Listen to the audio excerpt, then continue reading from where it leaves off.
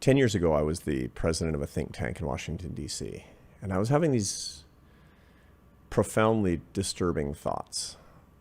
Am I on the right track? Where does this lead? What is my goal? But you're really successful at this point. Yeah. I mean, successful for, for entrepreneurs in Southern California, what does successful mean? To be the president of a think tank in Washington, D.C., maybe not so much, but everybody's got a dream. It's a great country, isn't it? And I was the president of a big, prominent think tank in Washington, D.C., and I was in my late 40s. So that was more or less the same age that you are right now.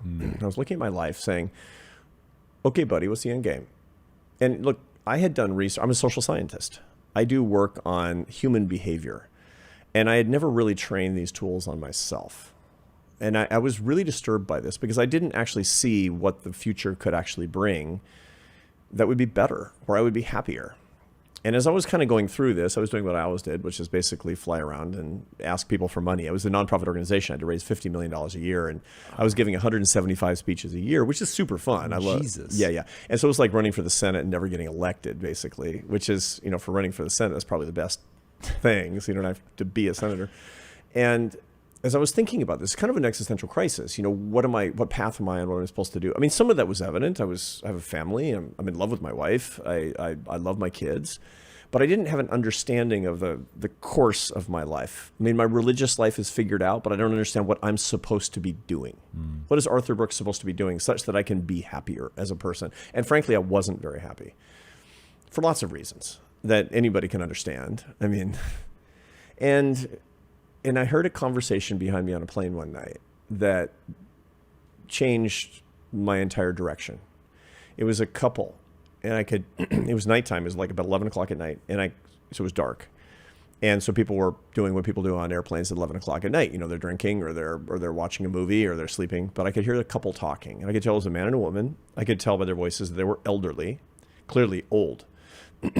And I suppose that they were probably married based on their conversation. I couldn't quite make out the husband's words because he was sort of mumbling, but the wife's voice was very penetrating. It was coming through the chairs, and he mumbles and she says, "Don't say it would be better if you were dead." And then he mumbles some more, and she says, "It's not true that nobody remembers you. It's not true that nobody appreciates you anymore." And I'm thinking, this is a guy who, holy cow, he's not a big shot. He's not an entrepreneur. He's not somebody who lived up to his own expectations. He got the experience or the education or the job that he wanted. And now life is kind of over and he's disappointed. And that makes sense, or it made sense to me, because look, if you're a big shot, then you're going to die happy.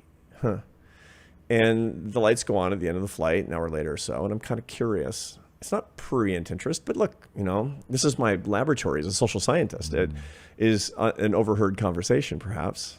And so I turn around, and it's one of the most famous men in the world. This is somebody who's going to do 10 times as much with his life as I ever am. He's rich. He's famous. He's universally admired. He's not controversial for stuff that he did many, many years ago. And I thought to myself, my whole model's wrong. The problem that I have, the direction that I'm going is incorrect because my model of satisfaction is wrong. Here's the model the world tells you. Here's the limbic system of your brain, the ancient part of your brain that was extant a million years ago, and all of marketing and entertainment, which is a distributed digital limbic system, says work hard, make money, be successful, be admired, be envied, bank it, die happy. And it's wrong. And in your heart, it's wrong.